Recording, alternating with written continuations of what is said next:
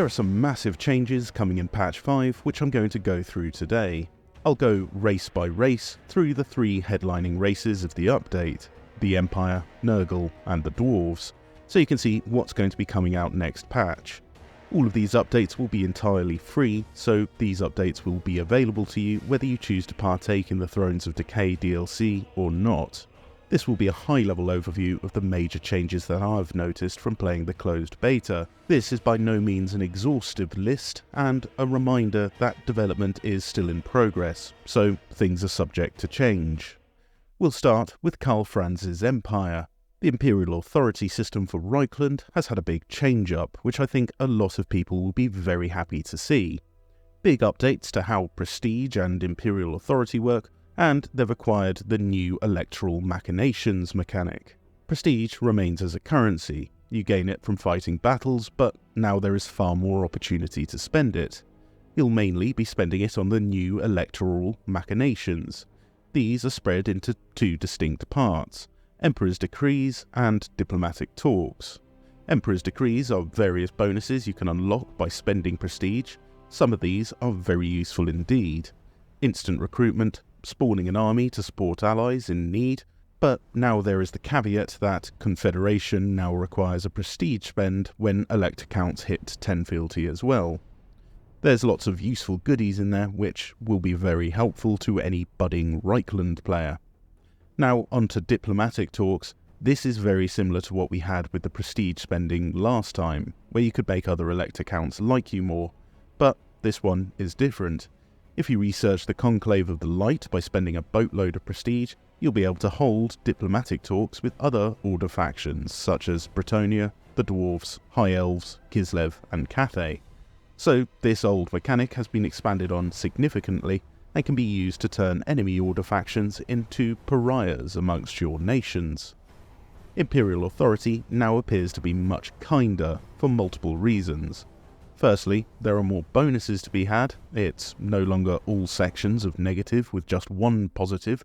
There is now more of a middle ground. Secondly, Franz's faction has had a lot of updates to them. You no longer trespass for going onto elector count land without military access, and you have access to replenishment in neutral nations. This means you'll have a much easier time defending your elector count friends from the forces of darkness. Also, on a minor note, you now start with Helmgart Fortress, so those pesky secessionists will no longer hold up in there when you're trying to get rid of them on your first turns. So there's no more painful sieges or ambush baiting needed for your starting turns. Balthazar Gelt is now no longer in the Empire. He starts off in Cathay for Immortal Empires, which is pretty fascinating on its own, but you actually start with no settlements, like a roving horde faction. As Balthazar, you no longer use prestige as a currency, you now have arcane essays, which you'll need to collect in a similar manner to prestige by fighting battles. Use these arcane essays to instantly recruit wizards, gain artifacts, and upgrade wizards fighting in battle. You gain more of these essays with every wizard that takes part in a battle, so it's really geared towards ensuring you have magic users, if not multiple magic users, in every fighting force. Balthazar hasn't just been dumped there too. There seems to be all new interactions with the surrounding Cathayan factions with dilemmas that come up, as well as new unique buildings. So there's a lot to unpack for this faction. Despite Balthazar's move to Cathay, he can still get access to elector count state troops, which you can purchase through the technology tree just here. Now onto Nurgle. Epidemius joins the fray, a new starting legendary lord which you'll get for free, and he's quite a basic fighting unit. He has a few interesting abilities, like the ability to summon a unit of Exalted Plaguebearers, which is extremely useful in the early game. He also has the Tally of Pestilence unique mechanic, which gives bonuses with the number of plagues you have kicking around other factions. The more plagues you have infecting other non-Nurgle settlements and armies, the more buffs will get piled onto you, and debuffs for enemies that have a plague. Epidemius has a very challenging start position. You're sandwiched between a pretty large Sintian faction, which Nurgle is very poor at fighting, and Malus Darkblade, who will likely come to clap your cheeks too. So I think this is Nurgle on hard mode. He'll be a great challenge for all lovers of the Pox Hordes to enjoy. Your heroes now come from walls. so you now have a guaranteed source of them, which is good, but also walls are considerably more expensive and take longer to build than the resource locations they used to come from. So it's a bit of a double-edged sword. You won't be able to get your heroes up for considerably longer than you used to be able to by grabbing resources on the map. These resource locations now just give income and other minor boosts instead. Plagues had a big shake-up. Now you can't just beeline straight for Nurgle's rot and its lovely 20% physical resistance. You have to experiment and put plagues together, grabbing symptoms and linking them on this web. You'll sometimes get blessed infections which double the power of that particular symptom, so watch out for these. You need to have generated at least 200 infections before you can use this mechanic, so you can't spread a plague in your opening turns. Infections aren't just used for plagues anymore, use them for building military buildings too. So those initial infections should be spent on your starting military buildings. Speaking of military buildings, they continue to cycle as all buildings did before the patch. You can now spend infections to make them jump to the next section of the cycle if you need more high-tier units out. Your economy buildings do not cycle as they used to, which now means you'll actually have a clue as to how much you'll be making every turn. However, your main source of income is still killing enemies and sacking settlements, so I didn't really feel too much of an effect from this change. I still felt really poor in the starting turns, unless I'd recently murder-hoboed someone.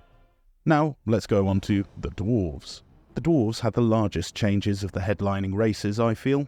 Firstly, your base level grudges have been changed into a currency. You gain this currency by reclaiming dwarf territories and fighting armies that have caused you grudges. You can see how many grudges you will settle by hovering over the armies here. Now in your big book of grudges, you have legendary grudges. These can be completed by all dwarves working together.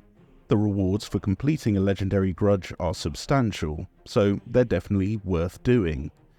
These are more high-level objectives such as wiping out factions or capturing pieces of territory to reopen the underground networks, allowing you to move troops around the campaign map much faster.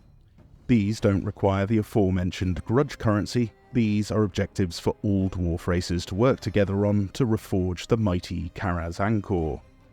Then you also get to confederate other legendary lord factions if you've settled enough of these grudges.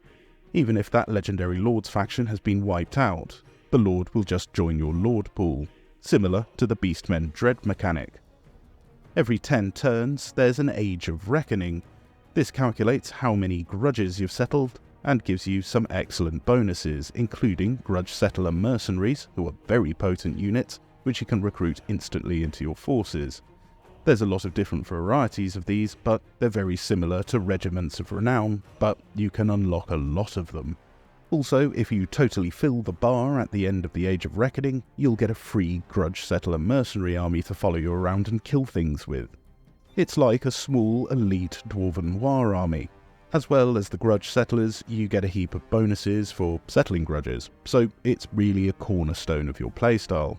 Things like public order and growth are very much tied to settling grudges now, so you need to make sure that you're settling grudges in every turn. Like Nurgle, they've also had a massive shake-up to their technology tree, which splits it into military and economy technologies. Also, similar to Nurgle, you can only access the Oathgold Forge once you've acquired 200 pieces of it. You also use Oathgold to fund some of your research technologies too. They've also changed a lot of the build orders and the tiers in which you unlock units. So the dwarves are going to feel a lot more powerful when you hit level 2 and can start fielding thunderers and grudge throwers.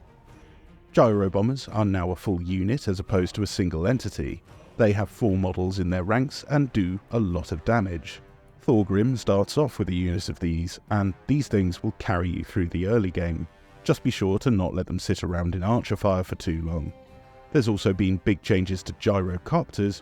Existing units have been reworked, and some new additions have been added. All the different slayers now have this bonus here, which prevents their weapon damage from being reduced in a battle.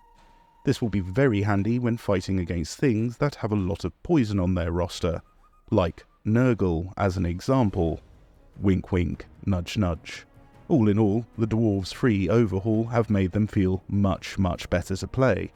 particularly in the early game, since they've allowed you to access some of the higher tier units faster than you'd be able to do so before the military build rejig. This makes the dwarves a lot stronger, and you won't have to be quite so defensive in your campaigns. Remember that this is still development in progress, so there'll definitely be some tweaks before the patch goes live, but even if you don't fancy picking up the Thrones of Decay DLC, there's a lot to explore in the new patch when 5.0 releases, particularly for the Empire and the Dwarves. Just a disclaimer that there'll definitely be other surprises lurking in this patch which I haven't covered in this video. This was by no means an exhaustive list. It's a very hefty patch. Are you excited for the new patch? Let me know in the comments below. I'd love to hear all of your thoughts. And I'd like to give a massive shout out to my Patreon supporters: D, Joshua Krager, Dinkle250, HunterX2, Robert Diorio, Miktar, and Gonk. I've been Blake, delivering my take. Thank you all so much for watching.